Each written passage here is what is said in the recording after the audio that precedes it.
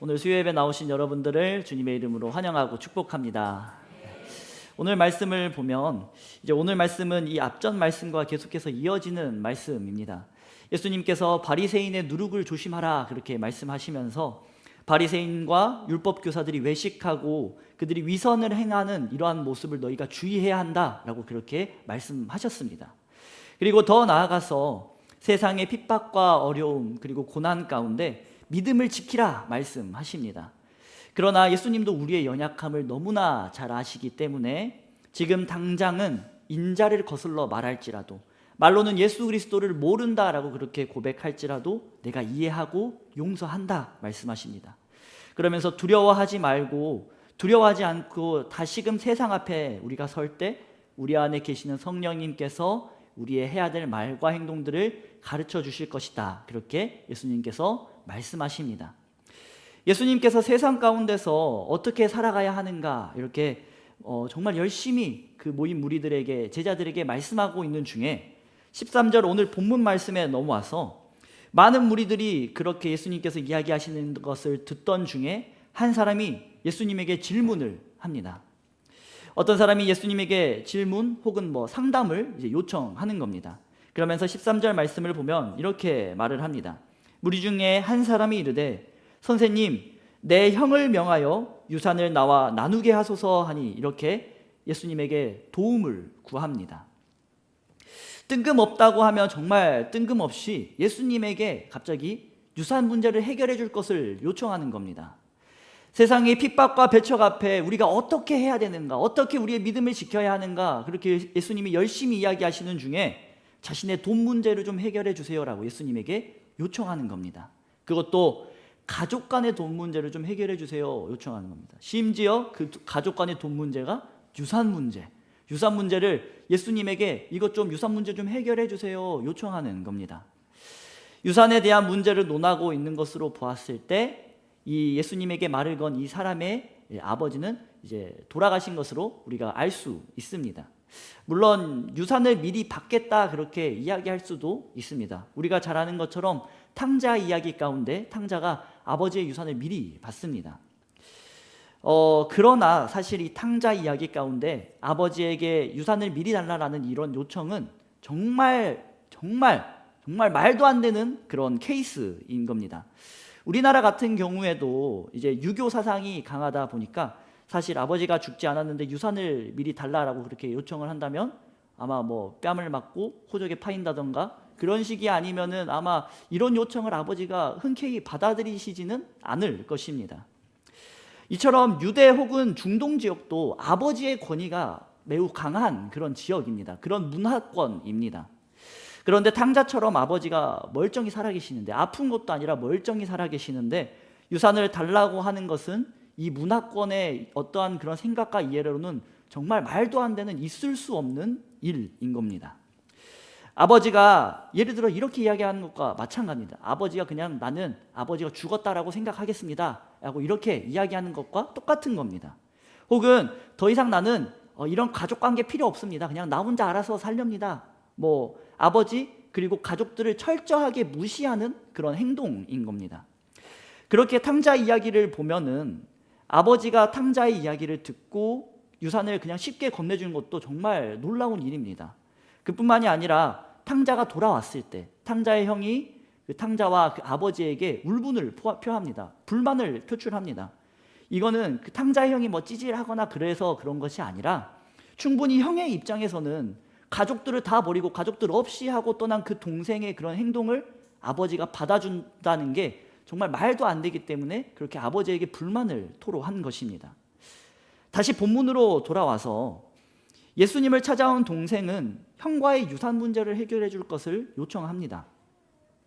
율법에 따르면 형제들 간의 유산의 문제는 이제 정확히 동일하게 분배를 해야 합니다. 그러나 그 중에서도 장자만은 갑절로 받을 수 있는 그 권리가 있습니다. 우리 성경에는 오늘 말씀을 우리 성경을 보면은 그렇게 기록합니다. 선생님 내 형을 명하여 이렇게 이야기하고 있는데, 사실 원문에서는 정확히 형이다라고 기록하진 않고 내 형제에게 명하여라고 그렇게 기록하고 있습니다. 아마 형의 입장에서는 갑절을 받는데 뭐 굳이 그것에 대해서 불만을 토로할 필요가 없기 때문에 동생이 이렇게 말했을 것이다 보고 이제 형이다 이렇게 이야기를 한 것 같습니다. 동생이 예수님에게 찾아와서 이런 유산의 문제를 좀 해결해 주십시오 요청한 겁니다. 이 당시에는 이제 상대적으로 형보다 낮은 위치에 있는 동생이기 때문에 자신의 유산의 어떠한 권리를 주장하는 것이 쉽지 않았습니다. 그렇다 보니까 권위 있는 사람에게 도움을 요청해서 자신의 분깃을 확보하려는 그런 일들이 이제 종종 있었다라고 합니다. 그래서 권위 있는 사람, 당시에는 랍비들, 이런 랍비들을 통해서 이런 유산의 문제를 해결받는 경우들이 있었습니다. 랍비들에게 이러한 문제를 다룰 수 있는 충분한 율법적인 지식이 있었기 때문에 랍비를 찾아가서 그 권위 있는 사람의 말을 빌려 이렇게 유산을 받는 그런 경우들인 겁니다. 그렇게 오늘 말씀에도 보면 이 예수님을 찾아온 이 사람은 예수님을 향해서 그렇게 고백합니다. 주님 이렇게 고백하는 것이 아니라 오늘 말씀을 13절 말씀을 보면 선생님이라고 이렇게 이야기합니다. 이 사람의 관심은 자신을 구원해 줄 수 있는 어떠한 자신의 구원, 자신의 생명이 아니라 물질이고 재산이고 유산이고 분깃이었던 것입니다. 그렇기에 이 사람은 주님으로서 예수님을 찾아온 것이 아니라 랍비 중에 한 사람으로서 예수님을 찾아온 것입니다. 물론 자신의 어떠한 권리를 챙기는 것이 나쁜 것은 아닙니다. 자신이 누려야 할 마땅한 권리를 챙기는 것, 지키는 것 매우 중요한 일입니다. 그러나 이 청년은 그 찾을 대상이 잘못되었던 것입니다. 그렇게 예수님은 이 청년의 요청을 거부하십니다. 그리고 15절 말씀을 보면 예수님께서 자신을 찾아와 중재해 줄 것을 요청한 이 청년의 동기를 탐심이다라고 이야기하십니다. 13절 말씀을 보면 예수님께 이 도움을 요청한 이 청년이 이렇게 이야기합니다. 나와 나누게 하소서 이렇게 이야기합니다. 나누게 하소서. 근데 이 나누게 하다라는 이 말의 원어적인 의미는 중재하다라는 의미를 가지고 있습니다. 그는 예수님을 향해서 재산 문제에 대해 중재자가 되어 주십시오 요청한 것입니다. 자신의 탐심을 정당화하고 자신의 탐심을 채우기 위해서 예수님께서 자신의 문제에 중재자가 되어줄 것을 요청한 것입니다. 그러나 우리가 아는 것처럼 예수님께서 이 땅에 오신 이유는 이런 돈 문제의 중재자가 되기 위해서 이 땅에 오신 것이 아닙니다. 이 세상에 랍비들이 하던 것처럼 유산 문제나 돈 문제에 대해서 중재하기 위해서 유산에 대한 중재자가 되기 위해서 예수님이 이 땅에 오신 것이 아닙니다. 예수님은 그 치유와 가르침을 통해서 하나님 나라에 대하여 선포하기 위해 복음을 전하기 위해 이 땅 가운데 오셨습니다. 묶인 자들을 자유케 하시기 위해서 귀신을 쫓아내시고 병든 자를 치유하시는 그러한 사역들을 예수님께서 이 땅에 오셔서 행하신 것입니다. 궁극적으로 예수님이 이 땅에 오신 이유는 하나님과 우리 사이의 그런 관계를 막혀지고 무너진 관계를 다시금 회복시키시기 위해 예수님께서 하나님과 우리 사이의 중재자가 되시기 위해 이 땅에 찾아오셨습니다. 돈 문제에 대해서 혹은 세상의 어떠한 문제를 위해서 예수님이 이 땅에 오신 것이 아닙니다. 하나님과 우리 사이의 문제를 해결하시기 위해 이 땅에 오신 줄 믿습니다. 그렇기에 이 사람은 예수님이 이 땅에 오신 진짜 이유를 알지 못했던 겁니다.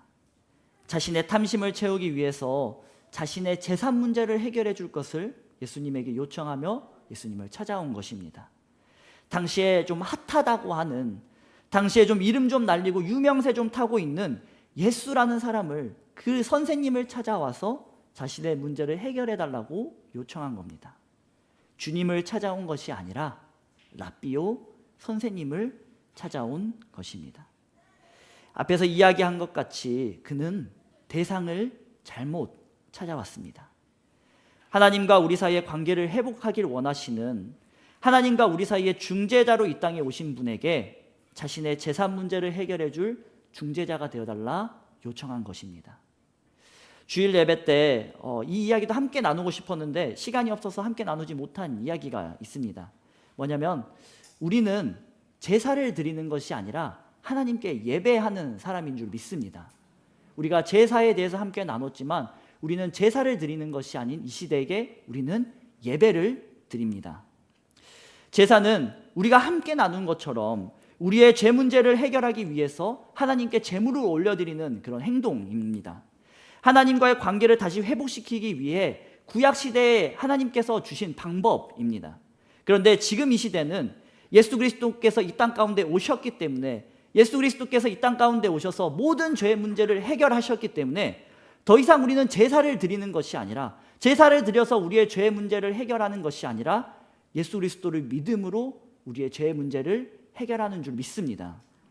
예수 그리스도를 믿음으로, 그분께서 나를 대신해서 십자가에 죽으셨다는 사실을 믿음으로, 나의 죄 문제를 대속해 주셨다는 것을 믿음으로 우리는 의롭게 되고 거룩하게 되고 죄가 없는 깨끗한 자로 그렇게 불려지는 줄 믿습니다. 그렇기에 우리는 더 이상 제사를 드리는 것이 아닙니다. 나를 대신하여 죽으시고 부활하신 예수 그리스도를 기억하는 예배를 드리는 것입니다. 예수님께서 행하신 일을 기억하고 기념하며 나를 대신해서 죽으신 예수님을 기억하면서 눈물을 흘리는 그런 예배를 드리기도 하고, 혹은 예수님께서 죽음을 이기시고 나의 모든 죄 문제를 해결해 주셨다는 것에 감사하며 기쁨의 예배를 드리기도 하는 겁니다.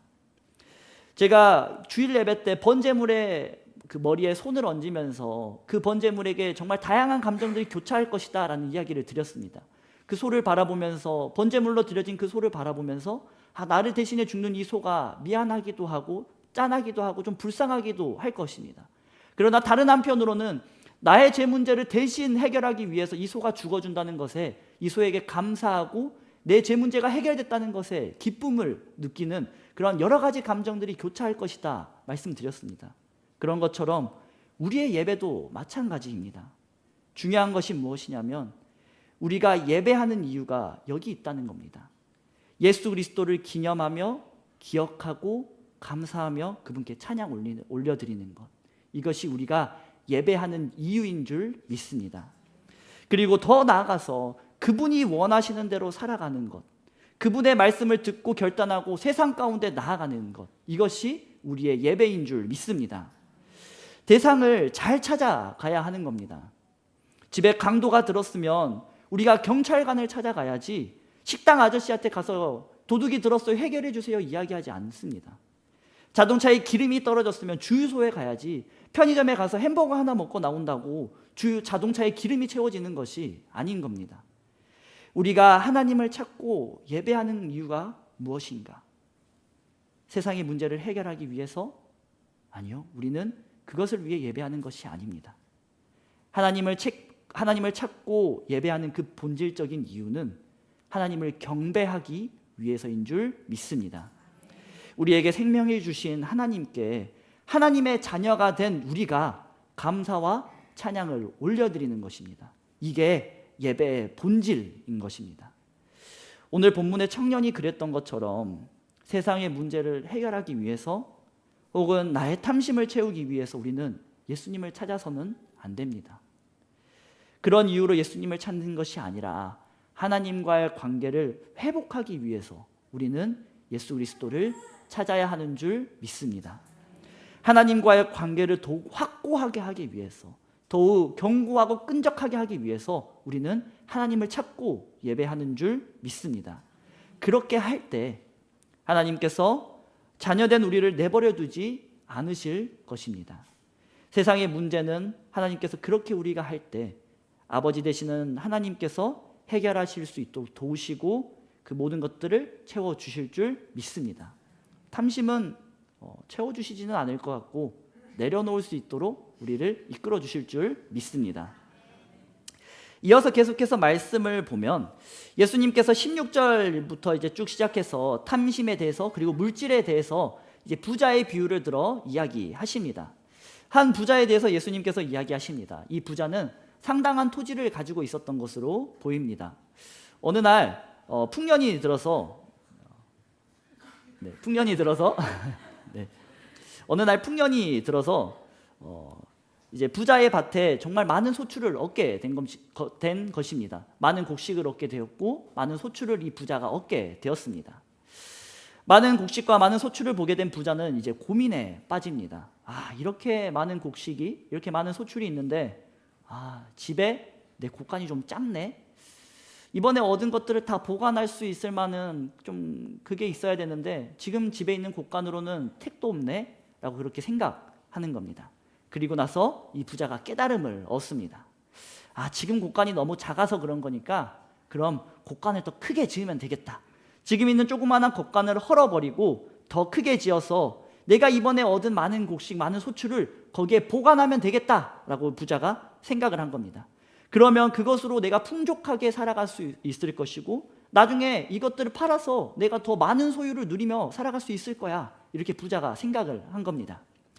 부자가 너무 기뻤습니다. 이제 몇 년은 먹고 살 만큼 풍족한 것이 내 수중에 있다. 이제 내가 저 곳간에 내 것들을 쌓아두었다 생각합니다. 이제 나는 마음껏 쉬고 마음껏 먹고 마음껏 놀 수 있는 돈 많은 백수로 그냥 살아가야겠다 이렇게 생각을 한 겁니다.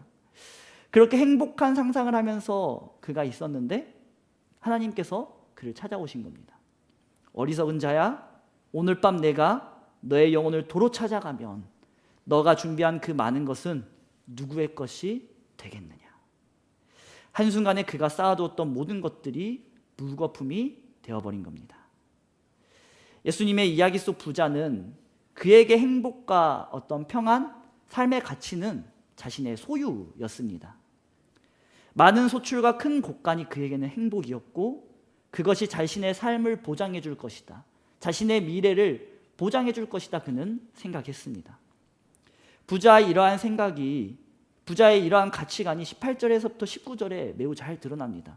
그는 이렇게 이야기합니다. 18절에서부터 19절 보면 또 이르되 내가 이렇게 하리라. 내 곡간을 헐고 더 크게 짓고 내 모든 곡식과 물건을 거기에 쌓아두리라. 또 내가 내 영혼에게 이르되, 그는 계속해서 나의 것을 주장합니다. 나의 곡간, 나의 곡식, 나의 물건, 나의 영혼. 그러나 그는 자신이 지혜로운 계획을 세웠다라고 생각했지만 자신이 지혜로운 계획을 세우고 그것을 실행하고 이제 누리며 살아가면 되겠구나라고 그렇게 생각했지만 하나님은 그를 어리석은 자다라고 부르십니다.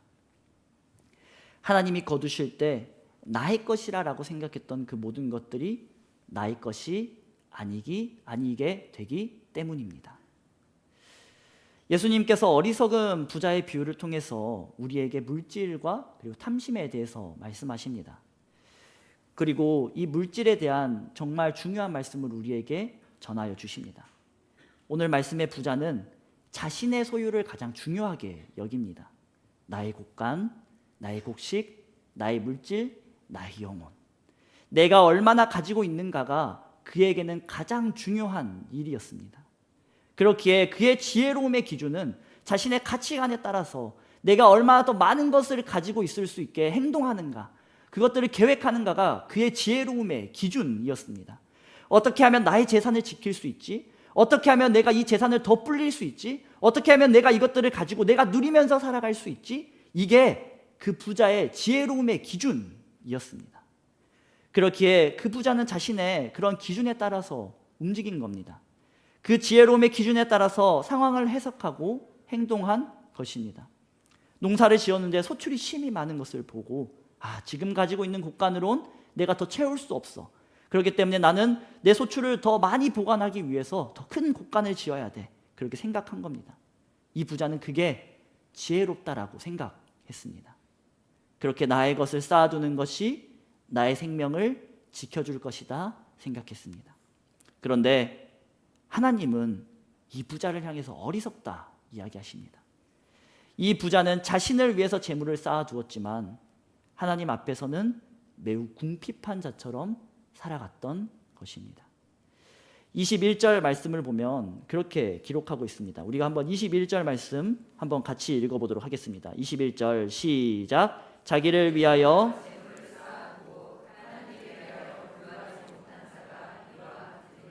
아멘. 자기를 위하여 재물을 쌓아두고 하나님께 대하여 부여하지 못한 자. 그냥 아무 생각 없이 이 말씀을 읽으면 우리는 이 말씀을 그냥 이렇게 이해하기 쉽습니다. 나를 위해 재물을 쌓아두지 말고 하나님께 쌓아두라는 것이구나, 우리는 단순하게 이렇게 생각할 수 있습니다. 물론 하나님 앞에 나의 재물을 쌓아두는 것 매우 중요합니다. 근데 그것만큼 중요한 이야기를 오늘 예수님은 이 21절 말씀을 통해서 우리에게 하십니다. 21절은 우리에게 자기를 위하여 재물을 쌓지 말고 하나님께 재물을 쌓으라 이야기하지 않습니다. 하나님께 대하여 부요하지 못한 자다 이야기합니다. 하나님께 재물을 쌓으라 이야기하는 게 아니라 그렇게 행동한 자에게 대해서 부요하지 못한 자다 말씀하십니다. 하나님 앞에서 궁핍한 자처럼 살아가지 말라 우리에게 말씀하는 것입니다. 한참 교회에 젤라또 기계가 막 들어왔을 때 엄청난 젤라또 붐이 일어났습니다. 막 젤라또 쿠폰 찍어달라고 막 윤주 전도사님한테 찾아와가지고 교육부에서 막 몇만 원씩 젤라또 쿠폰 막 가져가고, 아이들은 예배가 끝나면 젤라또 쿠폰을 하나씩 다 들고 젤라또 기계 앞에 쭉 줄을 섰습니다. 한참 그렇게 젤라또, 지금은 뭐 겨울이어서 그럴 수 있는데 한참 그렇게 젤라또 인기가 엄청날 때, 이제 지금도 맞나요? 지금 여름이 제가 겨울이라 그랬 이렇게 여름 이렇게 젤라또가 인기가 이렇게 많이 있을 때 꼭 보면은 쿠폰을 여러 장을 들고 있는 아이들이 있습니다. 뭐 주일학교 예배 때 뭐 잘 드려서, 혹은 뭐 선생님들한테 부모님이 사줘서 젤라또 쿠폰을 여러 장 들고 있는 아이들이 있습니다. 그러면 제가 그 애들한테 가서 이렇게 가끔씩 이야기합니다. 그것 갖고 강도사님 하나만 사줘 이야기합니다. 물론 제가 돈이 없어서 얘들한테 사주라 그런 것은 아닙니다. 얘들이 사주는지 안 사주는지 그게 궁금해서 아이들에게 그렇게 그냥 이야기하는 겁니다. 그래서 얘들이 사준다 그러면 괜찮아, 그냥 너 맛있게 먹어 이렇게 하고 그랬습니다. 제가 얻어먹은 적 한 번도 없습니다. 그러면은 이제 그 아이들 중에서 여러 부류의 아이들이 있습니다. 어떤 아이들은 그냥 냅다 사주는 아이들도 있습니다. 근데 또 어떤 애들은 일단 자기 손에 쿠폰 몇 장 있는지 세는 애들이 있습니다. 그래서 넉넉하게 있다, 좀 베풀어도 되겠다 싶으면 이제 사주는 그런 아이들이 있습니다. 혹은 많이 쿠폰을 갖고 있어도 사주지 않는 그런 아이들도 있습니다. 근데 제가 젤라또를 무조건 얻어먹을 수 있는 방법을 하나 알아냈습니다. 현아한테 가면 됩니다. 오하영 전도사님 딸 현아한테 가면 젤라또를 무조건 얻어먹을 수 있습니다. 현아한테 가서 강도사님 젤라또 사줘 그러면은 현아는 사무실로 후다닥 들어갑니다. 그래서 엄마 서랍을 열어가지고 자연스럽게 젤라또 쿠폰을 꺼내서 저를 줍니다. 자기 수중에 몇 개가 있던지, 그 사물함에 쿠폰이 몇 개 있던지 상관하지 않고 없지 않는 이상 무조건 하나는 들고 와서 이렇게 사줍니다. 젤라또 쿠폰 그냥 있는 대로 저뿐만이 아니라 그냥 주변에 있는 사람한테 그냥 막 나눠주고 다닙니다. 엄마 돈인지도 모르고. 그리고 그렇게 다 뿌리고 나서 이제 서랍에 젤라또 쿠폰이 많이 없어지면 엄마한테 갑니다. 그래가지고 엄마 젤라또 쿠폰 이제 없어 이렇게 얘기합니다. 무슨 말이겠어요? 엄마 채워 넣으세요 이 말인 겁니다. 현아는 젤라또 앞에서 세상 부자처럼 행동하는 겁니다. 왜 그렇게 현아가 부자처럼 행동할 수 있을까요? 엄마가 채워줄 거라는 믿음이 이 현아에게 있기 때문입니다. 또 하나 카페를 보면 재밌는 게 하나 있습니다. 주일 예배가 끝나고 카페에 있으면은 얘들 예배가 먼저 끝나니까 막 올라와서 아이스크림이며 음료수며 이제 사달라고 이렇게 사 먹으려고 줄을 섭니다. 그런데 그 중에 이런 아이들이 있습니다. 아이스티 하나 주세요 이야기해놓고 돈 줘 그러면은 엄마 이름으로 달아주세요 그런 애들이 있습니다. 심지어는 자기 것만 사 먹는 게 아니라 옆에 친구 것까지도 엄마 이름으로 달고 사주는 그런 부자 같은 친구들이 있습니다. 오늘 말씀을 준비하면서 이 일들이 딱 떠올랐습니다. 엄마가 부모님이 채워줄 걸 알기에 그 아이들은 세상 부자처럼 행동하는 겁니다. 탐심. 오늘 말씀에 예수님이 탐심을 이야기하셨는데 탐심이 뭘까요? 저는 그 탐심의 밑바탕에는 두려움이 있다라고 생각합니다. 내 것이 없어질 거라는 두려움, 내 주머니가 비게 될 것이라는 두려움, 혹은 물질이 없으면 내가 살아갈 수 있을까라는 그런 두려움. 그렇기 때문에 주머니를 끊임없이 채우려고 욕심을 부리는 겁니다. 그렇기 때문에 아무리 많이 가지고 있는 사람도 마치 거지처럼 살아가는 경우들도 있습니다. 많이 가지고 있어도 정말 없어 보이게 행동하는 사람이 있고요. 반대로 없어도 있어 보이게끔 행동하는 사람들이 있습니다. 근데 그런 물질에 대한 두려움, 그 두려움이 어디서 올까요? 결국은 날 채워줄 수 있는 사람이 없다라는 그 심리에서 시작된다라고 봅니다. 앞에 이야기한 것처럼 엄마가 혹은 아빠가 나의 필요를 채워줄 수 있다는 확신이 있으면 지금 수중에 없어도 있는 것처럼 행동할 수 있습니다. 엄마 아빠가 나중에 다 알아서 해줄 거기 때문에. 오늘 말씀을 보면 우리가 21절까지만 함께 보았는데 22절에서부터 34절까지 말씀도 동일한 말씀을 예수님께서 제자들에게 하십니다. 29절 말씀에 보면 예수님이 그렇게 이야기하십니다. 너희는 무엇을 먹을까? 무엇을 마실까요? 구하지 말며 근심하지도 말라. 두려워하지 말라는 겁니다. 30절 말씀. 너희 아버지께서 이런 것이 너희에게 있어야 할 것을 아시느니라. 우리는 하나님의 자녀입니다. 하나님이 핏값으로 사신 정말 귀한, 정말 그 무엇과도 바꿀 수 없는 하나님의 자녀입니다. 가끔 하나님의 자녀라는 사실이 너무 당연하게 받아들여지다 보니까 그 사실을 잊어버릴 때가 있습니다. 하나님의 자녀라는 사실은 하나님께서 내 아버지다라는 사실입니다. 세상 모든 것들을 창조하시고 모든 것들을 다스리시고 그렇게 모든 것들을 행하실 수 있는 그 아버지께서, 하나님께서 나의 아버지다라는 사실입니다. 그분이 채우신다는데 채우지 못할 게 뭐가 있겠습니까? 그분이 치워버리신다는데 치워지지 않고 버틸 수 있는 게 무엇이 있겠습니까? 하나님은 자녀된 우리를 결코 버리지 않으십니다. 우리의 필요를 아시고요, 우리의 어려움을 아시고요, 우리의 고민을 아십니다. 그리고 선하신 하나님께서 가장 좋은 시간 가운데 가장 좋은 것으로 우리의 모든 것을 채워주실 줄 믿습니다.